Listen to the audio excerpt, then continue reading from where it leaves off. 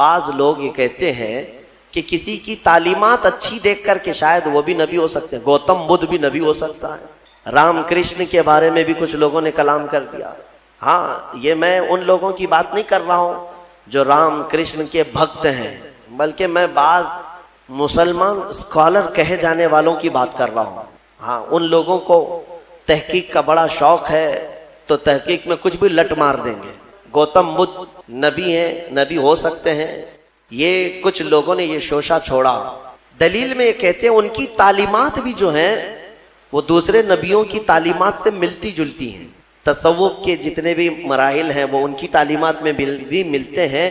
ہو سکتا ہے وہ اپنے زمانے کے نبی رہے ہوں۔ ایک بات یاد رکھ لیں، آپ کو فارمولہ بتایا، اس پر ہمیشہ چلیے۔ آپ کسی کو بھی نام کے ساتھ نبی کہنے کے لیے ان کا نام قرآن میں یا حدیث میں آیا ہوا ہونا ضروری ہے۔ اگر قرآن و حدیث میں ان کا نام نہیں آیا تو چاہے اس کی تعلیمات سب سے اعلیٰ ہی کیوں نہ ہو، نبی ہم نہیں کہہ سکتے۔ کسی غیر نبی کو، نبی نہیں تھا اور آپ نے اس کو نبی کہا، کافر ہو جائے گا۔ اور کوئی نبی ہے ان کی نبوت کا انکار کیا تب بھی کافر ہو گئے۔ 1,24,000 کم و بیش جتنے بھی نبی آئے، کہاں سے شروع ہوئے کہاں پہ ختم ہوئے یہ بھی ماننا ضروری ہے آپ کو۔ اسلامی عقیدہ، سب سے پہلے نبی آدم علیہ السلام اور سب سے آخری نبی محمد صلی اللہ علیہ وسلم، یہ دونوں چیزیں بھی ماننا آپ کو ضروری ہے۔ قرآن پاک جب مکمل ترتیب دے دیا گیا نا، مکمل ترتیب دے دیا گیا، کور لگا دیے گئے قرآن، اور حضرت عثمان غنی نے فرمایا اب قرآن وہی ہے جو ان دو رٹ کے بیچ میں ہے، اس میں کوئی ایک ورق زیادہ بھی نہیں کرے گا اور ایک ورق اس میں سے نکالے گا بھی نہیں، سب گنا جا چکا ہے۔ آدم علیہ السلام ابتدائے انبیاء اکرام میں پہلے نبی ہیں اور محمد صلی اللہ تعالی علیہ وسلم آخری نبی ہیں۔ یہ دونوں اول و آخر کا ماننا بہت ضروری ہے۔ ان میں ایک نبی کو بھی ہٹایا تو بہت سارے ظالم دوسروں کو لا کر اندر داخل کریں گے۔ سارے نبیوں کو ماننا ہمارے لیے ضروری ہے، لیکن محمد صلی اللہ تعالیٰ علیہ وسلم کے بارے میں کچھ عقیدے الگ ہیں، خاص ہیں۔ وہ یہ ہے کہ وہ نبی بھی ہیں، رسول بھی ہیں، افضل الرسل بھی ہیں، سید الانبیاء بھی ہیں۔ یہ سب ماننا ہر مومن کے لیے ضروری ہے۔ اور سب سے مضبوط چیز یہ ماننا ضروری ہے کہ میرے محمد صلی اللہ علیہ وسلم خاتم النبیین ہیں، اب ان کے بعد کوئی نبی نہیں آ سکتا۔ اگر کسی نے نبوت کا دعویٰ کیا میرے آقا کے بعد، حدیث میں اس کو دجال کہا گیا ہے، وہ دجال ہے۔ دجال کسے کہتے؟ سب سے بڑا جھوٹا۔ وہ جو بڑا دجال آئے گا وہ بعد میں آئے گا، لیکن جو نبوت کا دعویٰ کرتے وہ بھی دجال ہے۔ بات سمجھ میں آ رہی؟ یہ عقیدہ بہت ہی اہمیت کا عامل ہے، اس لیے اس کو لے کر کے چلے۔ آپ غیر نبی کو آپ نبی کہہ نہیں سکتے۔ پہلے کی امتوں میں کچھ چیزیں حلال تھیں، بعد میں حرام ہوئی۔ جیسے آدم علیہ السلام کی امت، ان کی اولاد تھی، بھائی بہن کا نکاح جائز تھا، اسی لیے کہ انسان تھے ہی نہیں، جو تھے انہی کی اولاد تھی۔ تو اب نسل کو بڑھایا کیسے جائے گا؟ انہی کی اولاد میں آج جو پیدا ہوتا لڑکا اور کل جو پیدا ہوتی لڑکی، یعنی حضرت حوا کو روزانہ ایک لڑکا اور ایک لڑکی پیدا ہوتی، یہ نسل انسانی کی ابتدا تھی، ایسے نہیں کہ 9 مہینے کے بعد پیدا ہونا۔ تو ان کی شریعت تھی آدم علیہ السلام کی، اور اس شریعت میں جائز تھا بھائی بہن کا نکاح، لیکن اس کے بعد جب نسل انسانی بڑھ گئی تو پھر یہ منسوخ ہو گیا، حکم ختم۔ آپ نے قرآن میں سنا بھی ہے سورہ یوسف کی تفصیل میں کہ حضرت یوسف علیہ السلام کو ان کے 11 بھائیوں نے اور عزیز مصر نے اور ان کے والد نے سجدہ کیا۔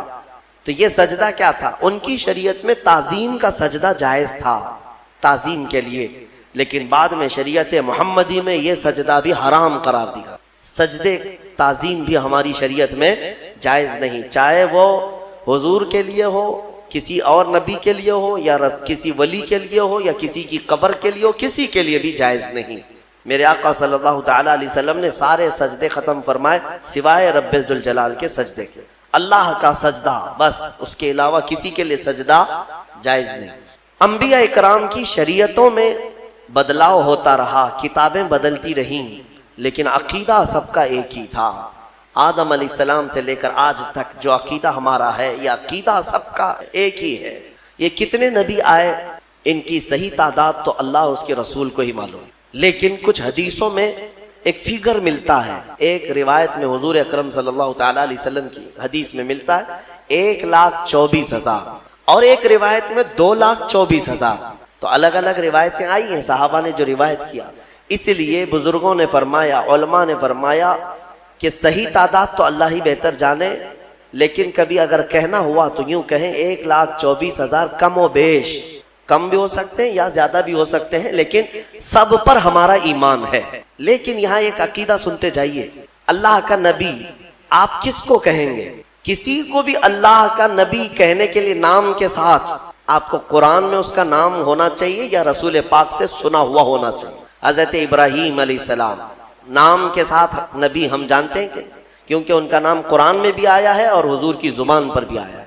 اسماعیل علیہ السلام، موسیٰ علیہ السلام، عیسیٰ علیہ السلام، داؤد علیہ السلام، سلیمان علیہ السلام، یہ انبیاء وہ ہیں جن کے نام قرآن میں آئے اور احادیث میں بھی آئے.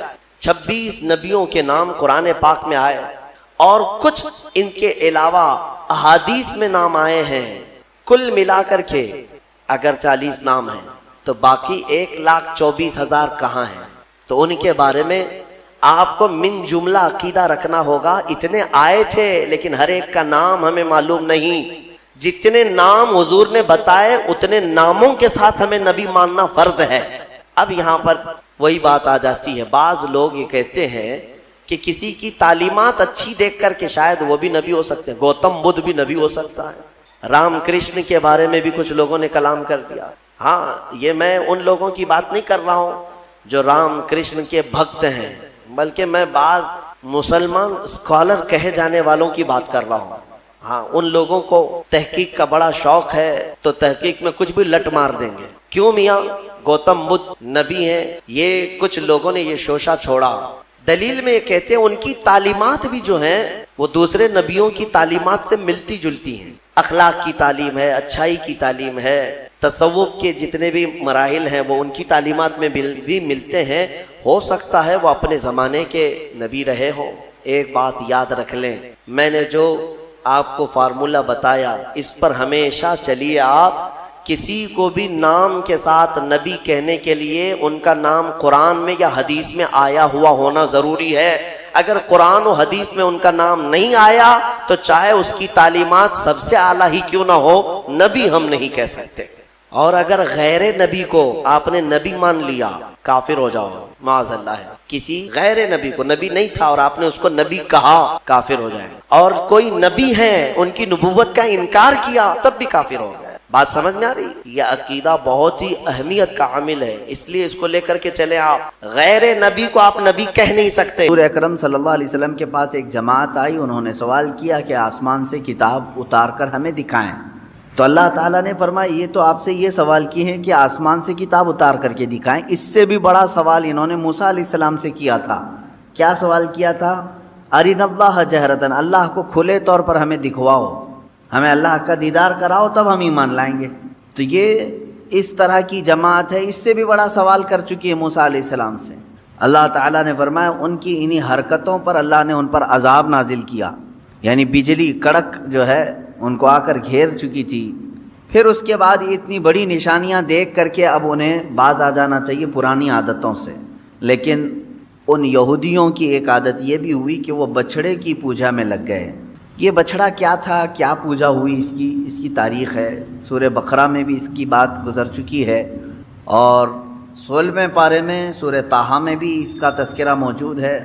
بات در حقیقت یہ تھی کہ موسیٰ علیہ السلام کی جماعت میں سامری نام کا ایک شخص تھا. سامری حضرت موسیٰ علیہ الصلاۃ والتسلیم کی امت میں سے ہے اور قریبی تھا. جب فرعون کے لشکر نے پیچھا کیا موسیٰ علیہ السلام کی قوم کا، ایمان والوں کا، اور فرعون کا لشکر بہت بھاری بڑا حملہ آور ہوا، موسیٰ علیہ السلام اپنی جماعت کو لے کر کے نکلے. اب ایسی جگہ پر پہنچے کہ سامنے سمندر ہے اور پیچھے فرعون کا لشکر ہے، راستے بند ہو چکے تھے. آگے جاتے تو سمندر میں ڈوبنا ہے، پیچھے جائیں تو فرعون کے لشکر ہی ہلاک کریں گے. تو اس موقع پر اللہ رب العزت نے موسیٰ علیہ السلام کی مدد کے لیے ان پر وحی فرمائی، اے موسیٰ تم اپنے عصا کو سمندر پہ مارو. تو حضرت موسیٰ علیہ السلام نے سمندر پہ مارا تو 12 راستے اس میں نکلے، 12 راستے کھلے ہوئے راستے، ایسے کہ دھول اڑتی تھی. سمندر کے درمیان۔ اب موسیٰ علیہ السلام کی امت میں 12 قبیلے تھے، 12 خاندان تھے۔ ان ہر ایک قبیلے کو موسیٰ علیہ السلام نے حکم فرمایا کہ ایک ایک اپنا راستہ لے لے اور نکل جائے سمندر کے دوسرے طرف۔ موسیٰ علیہ السلام کی جماعت ان راستوں پر چل پڑی۔ فرعون کی لشکری پیچھا کرتے کرتے قریب تک آ گئے۔ اب انہوں نے دیکھا کہ موسیٰ علیہ السلام اور ان کی جماعت تو کھلے راستوں میں جا رہی ہے سمندر کے درمیان، تو انہوں نے فرعون کے تمام لشکریوں نے یہ سوچا کہ ہم بھی ان راستوں پر کیوں نہ چلے جائیں، تو ساری فوج اس راستے پر آ گئی۔ جب یہ درمیان میں پہنچے، اللہ نے سمندر کو واپس پھر سے ملا دیا، جیسا تھا سمندر ویسی، سب کے سب غرق ہو گئے۔ فرعون بھی اس میں ڈوب گیا، پانی کی موجوں نے اسے غرق کر دیا۔ موسیٰ علیہ السلام صحیح سلامت باہر نکلے۔ یہ واقعہ آپ نے سنا ہوگا اور قرآن پاک میں اس کا تذکرہ آیا ہے۔ اب موسیٰ علیہ السلام جب سمندر کو عبور کر کے دوسری سمت میں آئے تو یہاں اب معاملہ یہ تھا کہ اپنی قوم کو موسیٰ علیہ السلام نے روزہ رکھنے کا حکم دیا۔ یہ عاشورہ کا دن تھا، شکرانے میں انہوں نے روزہ رکھا، عبادت کیا۔ اب اللہ تبارک و تعالیٰ نے آپ کو کوہ طور پر بلایا۔ طور ایک پہاڑ ہے، آج بھی مصر میں سینا ایک علاقہ ہے اور اتنی لمبی پہاڑیوں کا سلسلہ ہے کہ ختم نہیں ہوتا۔ تقریباً 100 کلومیٹر تک بھی آپ جائیں تو پہاڑ ہی ہے، بیچ میں کوئی گیپ نہیں ملے گا۔ یہ پہاڑیوں کا سلسلہ ہے اور انہی میں سے ایک پہاڑ ہے سینا، اس کو طور سینا اس کو کہتے ہیں۔ اس پہاڑی کو مقدس کہا گیا ہے اس لیے کہ اللہ تبارک و تعالیٰ نے وہاں موسیٰ علیہ السلام کو بلایا۔ موسیٰ علیہ السلام اپنی قوم میں اپنے بھائی ہارون علیہ السلام کو نائب بنا کر کے گئے۔ ہارون علیہ السلام طبیعت کے بڑے نرم مزاج تھے، بڑے نرم سے۔ موسیٰ علیہ السلام کا جلال اور ان کے تمام رعب و دبدبے سے لوگ خوف کھاتے تھے، ڈرتے تھے۔ ہارون علیہ السلام کے ساتھ ایسا معاملہ نہیں تھا۔ موسیٰ علیہ السلام جب کوہ طور پر گئے تو 40 دن تک قیام کیا، واپس نہیں آئے اپنی قوم کے پاس۔ 40 دن تک وہیں ٹھہرے رہے کیونکہ تورات اتر رہی تھی۔ کوہ طور پر جب آپ گئے تو تورات جو اللہ کی کتاب ہے وہ اتاری جا رہی تھی۔ 40 دن لگ گئے، تو 40 دن جو یہ گیپ ہوا موسیٰ علیہ السلام کا، یہاں ان کی قوم میں کچھ خرابیاں شروع ہو گئیں، کچھ برائیاں شروع ہوئی، کچھ نہیں بلکہ بڑی بھیانک برائیاں۔ سامری نام کا جو شخص جس کے متعلق میں نے کہا، یہ بہت ہی چالاک آدمی تھا، چتر آدمی تھا۔ اس نے سارے لوگوں کے پاس جو جو سونا چاندی تھا سب جمع کروا لیا۔ سب نے سونا چاندی جمع کیا۔ کیوں؟ وہ کہہ رہا تھا میں تمہارا خدا سامنے دکھاؤں گا تمہیں۔ ہو سکتا ہے اس زمانے کا وہ ڈھکوسلا پیر ہوگا، جیسے آج بھیجے میں دکھانے والے ہیں، اس وقت وہ میٹل میں دکھا رہا تھا۔ تو اس نے کہا کہ تم سب کے سب سونا اور چاندی لے کر کے آؤ۔ سب لے کر کے آئے، جس کے پاس جتنا سونا چاندی تھا وہ سب لا کر کے جمع کیے۔ اب وہ کافی بڑی تعداد میں ہوا۔ اب سامری نے کیا کیا، یہ سونا چاندی سب کا لے کر کے میلٹ کیا، اس کو میلٹ کیا، گرما کر کے پگھلایا، پگھلا کر کے اس سے ایک بچھڑا بنایا، بیل کا بچہ۔ اور بچھڑا جب سونے اور چاندی کے سارے دھاتوں سے مل کر کے بنا تو بڑا خوبصورت بچھڑا تھا۔ واللہ عالم اس کے ذہن میں کیا بات تھی، کیا چل رہا تھا اس کے دماغ میں، ہو سکتا ہے اس زمانے کا وہ بہت ہی ذہین و فتین آدمی ہو۔ تو اس نے بچھڑے کو بنانے کے بعد اب کیا کیا، اس بچھڑے میں کچھ ایسی چیز ڈال دی جس سے وہ بچھڑا بولنے کے قابل ہوا۔ سیل نہیں، بیٹری نہیں، یا کمپیوٹر کا زمانہ نہیں، بچھڑا صاف بولتا تھا۔ لوگ اپنی حاجتیں لے کر کے آتے تھے، بچھڑا ان سے بات کرتا تھا۔ اب سامری نے کیا کہا، اس بچھڑے کو بنا کر کے کہا الہنا و الہ موسیٰ، موسیٰ کا خدا بھی یہی ہے اور ہمارا خدا بھی یہی ہے۔ موسیٰ طور پر گئے ہیں، خدا ہمارے پاس آ گیا ہے۔ تو سب کے دماغ میں بات آ گئی۔ اس زمانے میں ظاہر سی بات ہے بچڑا بولے گا تو تعجب ہی کی بات ہوگی۔ 4000 سال پہلے کی بات کر رہا ہوں۔ آج سے آپ میں سے بڑے حضرات بھی یہاں پر موجود ہوں گے، موبائل کا تصور بھی نہیں رہا ہوگا کہ کوئی ڈبہ ایسا ہوگا چھوٹا سا جس میں سے بات آ سکتی ہے۔ فون کو ہی لے کر کے، وائرلیس فون کو ہی لے کر کے لوگ عجب عجب حرکتیں کرتے تھے۔ ہم موبائل کے بھی زمانے کو ابھی ابھی دیکھ رہے ہیں نا۔ اب جو بزرگ حضرات ہیں انہوں نے سوچا بھی نہیں ہوگا کہ موبائل بغیر وائر کے کنیکشن کے ایک جگہ سے دوسری جگہ کیسے بات کرا دے گا۔ بات نہیں، پورے ویڈیو کر کے ایک دوسرے کو دکھا بھی دیتا ہے۔ یہ چند سالوں پہلے نہیں تھا۔ تو ہمارے جو باپ دادا تھے ان کے لیے تو تعجب کا ہی مقام ہوگا نا۔ اب یہ 3000 4000 سال کے عرصے پہلے کی بات کر رہا ہوں۔ اس زمانے میں اگر کوئی بچڑا بولنے لگے، بات کرنے لگے، تو کیا تعجب کی بات نہیں؟ آج بھی تعجب کی بات ہے، جب گنپتی بول رہی ہے یا دودھ پی رہی ہے تو لوگ اس کی پوجا کے لیے ہیں، جاتے ہیں، ہوتا نہیں ہے؟ بات مشہور ہوتی ہے کہیں کہیں کی، ہم تو جا کر دیکھے نہیں ہیں، ہوتا ہوگا، ہمیں تو معلوم نہیں ہے، لیکن آج بھی اس ترقی یافتہ زمانے میں، بیٹری کا زمانہ ہے، سیل کا زمانہ ہے، الیکٹرانک ساری چیزیں آ گئی ہیں، لیکن اکا دکا خبریں آج بھی کسی گاؤں سے آتی ہیں کہ فلاں بھگوان دودھ پی رہے ہیں یا لڈو کھا رہے ہیں، تو لوگ یقین بھی کرتے ہیں اور اس کی طرف چڑھاوے زیادہ بھی ہوتے ہیں۔ تو اب آپ اندازہ کرو 3000 سال پہلے جب سامری نے بچھڑے کو لائیو بولتا ہوا دکھا دیا تو کیا ان کے عقیدوں کا کیا حال ہوا ہوگا؟ اسی لیے میجورٹی اس میں اس کی عبادت میں لگ گئے، بچھڑے کی ایسی محبت رچ بس گئی کہ سجدہ بھی اسے کرنے لگے، مانگنے بھی اس سے لگے، اعتکاف بھی کرنے لگے، نظر و نیاز بھی کرنے لگے، منتیں کرنے لگ گئے بچھڑے کے سامنے۔ یہ 40 دن میں اتنا سب برا حال ہو گیا۔ ایمان والی قوم کا، فرعون کا نہیں، ایمان والی قوم کا یہ حال ہو گیا۔ موسیٰ علیہ السلام 40 دن کے بعد واپس تشریف لائے۔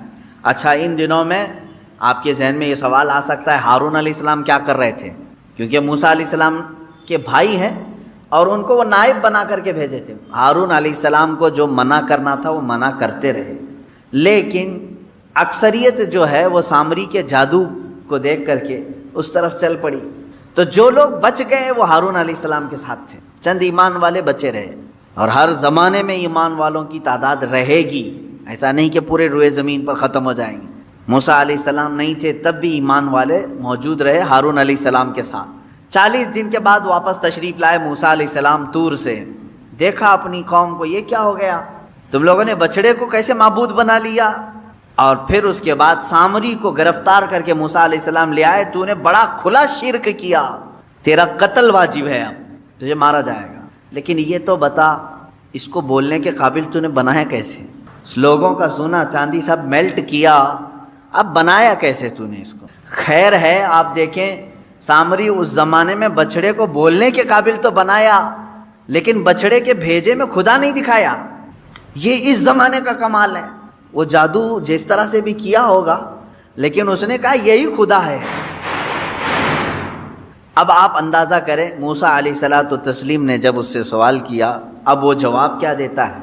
بصرت بما لم يبصروا به فقبضت قبضة من اثر الرسول فنبذتها وكذلك سولت لي نفسي۔ یہ 16ویں پارے میں ہے۔ جب ہم سمندر کا راستہ طے کر کے آگے آ رہے تھے، اس وقت معاملہ یہ تھا، موسیٰ علیہ الصلوۃ والتسلیم گھوڑے پر سوار تھے، موسیٰ علیہ السلام گھوڑے پر سوار تھے۔ اب سامری کہتا میں نے ایک چیز ایسی دیکھی جو لوگوں نے نہیں دیکھی، عام لوگ نہیں دیکھ رہے تھے۔ کیا؟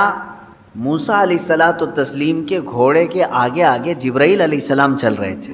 وہ شاید چاہے وہ گھوڑے کی رسی پکڑ کر کے یا باگڈور سنبھالے ہوئے جبرائیل علیہ السلام چل رہے تھے۔ یہ کہتا ہے سامری مجھے کچھ تو نظر آ رہا تھا کہ کوئی نوری مخلوق آگے چل رہی ہے۔ تو کیا ہوا پھر؟ وہ کہتا ہے کہ میں جبرائیل کے پاؤں کے نیچے کی مٹی اٹھاتا رہا، قرآن میں ہے یہ، جہاں جہاں سے وہ چلتے جا رہے تھے ان کے پیروں کے نیچے کی میں مٹی اٹھا رہا تھا۔ فقبضت قبضة من اثر الرسول، اس قاصد، اس فرشتے کے پیروں کے نیچے کی مٹی میں اٹھایا۔ پھر کیا کیا؟ کہا وہی مٹی، اسی مٹی کو لا کر میں نے بچڑے کے منہ میں ڈالا، یہ بولنے لگ گیا۔ اللہ اکبر! یہ قرآن کا فلسفہ ہے میرے عزیزو۔ یہاں سے کئی باتیں ہمیں سمجھ میں آتی۔ یہ کون سا بچڑا تھا جس کا تذکرہ چل رہا ہے یہاں پر؟ وہی بچڑا ہے۔ اب عبادت اتنے سارے لوگوں نے کیوں کیا یہ بھی آپ کو سمجھ میں آ گیا۔ اس زمانے کا وہ بہت بڑا کمال تھا، بہت بڑا۔ اس زمانے میں کمال سمجھتے ہیں، کہہ تو رہا ہوں میں، بھگوان جب دودھ پینے لگے، لڈو کھانے لگے تو اس زمانے میں کمال سمجھتے ہیں۔ 3000 سال پہلے کیا حال ہوگا؟ اب آپ ہزاروں لوگ اس میں جو گمراہ ہوئے تھے، شرک کیے، حکم ان کے لیے یہ آیا کہ ان سب کو قتل کر دیا جائے، سارے لوگوں کو مار دیا گیا، قتل۔ وہ سخت ترین حکم تھا بنی اسرائیل کے لیے، وہ قتل ہو گئے۔ جتنے عبادت کیے تھے بچڑے کی وہ سب ختم ہو گئے۔ اب اندازہ کریں آپ، یہاں سے کئی باتیں اس سے سمجھ میں آتی ہیں۔ سامری کا بھی قتل ہوا، اس کے پیچھے جتنے لوگ چلے تھے ان کا بھی قتل ہوا۔ سب سے پہلی چیز اس واقعے سے ہمیں جو چیزیں ملتی ہیں نکل کر کے وہ کیا کیا ہیں؟ پہلی چیز تو یہ ہے کہ قوم سے جب رہبر دور ہوتا ہے تو قوم بگڑ جاتی ہے، پہلی چیز یہ ہے۔ اسی لیے کہا گیا کہ زیادہ دیر تک قوم کو خالی نہ چھوڑا جائے، اور حضور اکرم صلی اللہ علیہ وسلم کی حدیث بھی ہے، جس قوم کا کوئی امام نہیں، جس کی گردن میں کسی کی بیعت نہیں، تو وہ شیطان کا کھلونا بن جاتا ہے، شیطان اسے ادھر کھینچتا ہے ادھر کھینچتا ہے۔ ید اللہ علی الجماع، اللہ کا دست قدرت پوری جماعت پر ہے، جس کی کوئی گائیڈنگ کر رہا ہو، لیڈنگ کر رہا ہو، امام ہو۔ من شذ شذ فی النار، حضور فرماتے ہیں جو جماعت سے ہٹا اسے تنہا جہنم میں ڈالا جائے گا۔ جماعت کا مطلب کیا ہے؟ یہی تمام یونٹی اسلام اور مسلمانوں کی۔ عزیزان گرامی، 40 دن موسیٰ علیہ السلام نہیں تھے اپنی قوم کے ساتھ، تو کیا ہوا؟ سب بچڑے کی پوجا میں لگ گئے۔ اب یہاں اندازہ کریں آپ، برسوں برس جن کے درمیان کوئی شیخ نہ ہو، کوئی عالم بعمل نہ ہو، کوئی ان کی صحیح تربیت کرنے والا نہ ہو، تو پھر کیا ہوگا؟ سب ہوس کے پجاری ہو جائیں گے۔ یہ اور بات ہے کہ اللہ نے بچا رکھا ہے، آج بچڑے کی پوجا تو نہیں کر رہے، لیکن اپنی خواہشات کی پوجا تو کر رہے ہیں۔ آج تقریباً جو مرضی میں آئی اس چیز کو عمل کر لے جانا، یہ پوجا ہی تو ہے۔ ہر خواہش کو پوری کر لینا کہ ابھی ابھی ہم نے سوچا اور یہ ہونا ہی ہے۔ اسی لیے قرآن کہتا ہے ارأیت من اتخذ الہہ ہوا، اے رسول کیا آپ نے دیکھا کچھ وہ لوگ ہیں جو اپنے خواہشوں کو معبود بنائے ہوئے ہیں، اپنے خواہشوں کو خدا بنائے ہوئے ہیں۔ کیسے؟ دیکھیں، خدا وہ ہے جس کی ہر بات مانی جائے گی، ہے نا؟ خدا کی ہر بات ماننا ضروری ہے۔ اگر ایک بھی بات کا انکار کیا خدا کی تو تم بندے نہیں ہو۔ خدا کی ہر بات مانی جاتی ہے جس طرح سے، اس طرح بعض بندے ایسے ہیں جو اپنی طبیعت کی ہر بات ماننے کو تیار ہیں۔ نہ مانو ہر بات اس کی، ہر بات اس کی نہ مانو، اور اس کو تم خدا کا درجہ دو گے تو ہوگا کیا؟ اللہ تبارک و تعالیٰ اپنے رسول سے فرماتا ہے، کیا اے حبیب ایسے لوگوں کی آپ سفارش کریں گے جو صرف اپنی خواہشات کی پوجا کر رہے ہوں؟ عزیزان گرامی وقار، جس طرح سے بنی اسرائیل بچڑے کی پوجا میں لگ گئے، مجھے ایسا لگتا ہے اس دور میں بہت سارے لوگ اپنی خواہشات کی پوجا میں لگ گئے۔ انہیں کسی چیز کی خواہش تھی جس کی وجہ اس کو پورا کرنے کے لیے وہ ہر کام کرنا کے لیے تیار ہے۔ ایک کرسی چاہیے، ایک کرسی چاہیے، یہ تمہاری خواہش ہے۔ اب یہ کرسی کی خواہش تم سے ہر کام کرا لیتی ہے، یہ عبادت نہیں ہے تو اور کیا ہے؟ تم اپنی خواہشات کی بات، ایک وقت کا تمہیں گوشت چاہیے تھا کھانے کے لیے، پیسے نہیں تھے، لیکن خواہش کو پوری کرنا ہے، یہی خواہشات نے تمہیں چوری کرایا یا دھوکہ دلوایا، دھوکہ دینے پر آمادہ کیا۔ یہ تمام چیزیں کر کے تم اس برتن تک پہنچتے ہو جو تمہاری خواہش ہے۔ ہر خواہش کو پوری کرنا ضروری نہیں۔ اب ایک بات اس واقعے سے ایک جو سب سے بڑا سبق ملا وہ یہ ہے کہ قوم کے درمیان ان کا رہبر اس کا ہونا ضروری ہے، اور قوم بغیر رہبر اور رہنما کے، بغیر عالم دین کے نہ رہے۔ وہ انبیاء تھے اور علماء نائب انبیاء ہیں۔ ہر جماعت میں، ہر قوم میں، ہر محلے میں ایک عالم کا ہونا ضروری ہے جو ان کی اصلاح کرے، ان کی تربیت کرتا رہے، اور ان کو برسوں برس چھوڑے رہو گے تو دلوں میں زنگ لگ جائے گا جو آج ہو رہا ہے۔ دوسری چیز اس واقعے سے یہ بھی پتہ چلتی، یہ ایک تو 40 دن کا گیپ جو اس قوم کو شرک میں لے آیا۔ دوسرا اس سے جو ملتا ہے کہ قوم ہمیشہ جو ہے چمتکار کو، جو دکھنے والی ہے اس کی طرف بڑھ جاتی ہے، ہمیشہ ہوتا ہے۔ کیونکہ ہارون علیہ السلام تھے جماعت میں، تو آپ نے ایسا کچھ دکھایا نہیں، یعنی بولتا ہوا بچڑا، بولتا ہوا کتا دکھایا نہیں، جبکہ وہ بھی نبی ہیں۔ اور سامری نے دکھا دیا تو قوم نے کس کی طرف رخ کیا؟ سامری کی طرف۔ اس سے پتہ یہ چلتا ہے اکثر لوگ جو ہے اس چیز کی طرف اٹریکٹ ہوتے ہیں جو چمک رہی ہے چیز۔ ایسا نہ کرو میرے عزیزو، یہ گمراہی ہے، گمراہی ہے۔ آج کے زمانے میں ہو سکتا ہے تمہیں کوئی ایسا کر کے دکھائے، ایسا کر کے دکھائے، آؤ ہماری عبادت خانے میں ہم تم کو دکھاتے ہیں کہ کیسے ہمارا خدا بولتا ہے، تم نے وہاں دیکھ لیا، پھر کیا میرے پاس آئے، کہا کہ حضرت وہاں تو خدا بول رہا ہے، مسجد میں تو کبھی آپ نے دکھایا نہیں خدا بول رہا ہے۔ یہ سیم وہی چیز ہے جو بنی اسرائیل کے ساتھ ہوئی۔ سامری بچڑے کو بلوا کر کے دکھایا تو سب شرک میں مبتلا ہو گئے، اور ہارون علیہ السلام نے کچھ نہیں دکھایا لیکن یہ کہا کہ اللہ ایک ہے، تو چند ایمان والے قائم رہے، باقی ادھر چلے گئے۔ اے میرے عزیزو، آج کے دور میں اگر کوئی اس طرح تمہارے عقیدے کو خریدے تو کس کی طرف جاؤ گے؟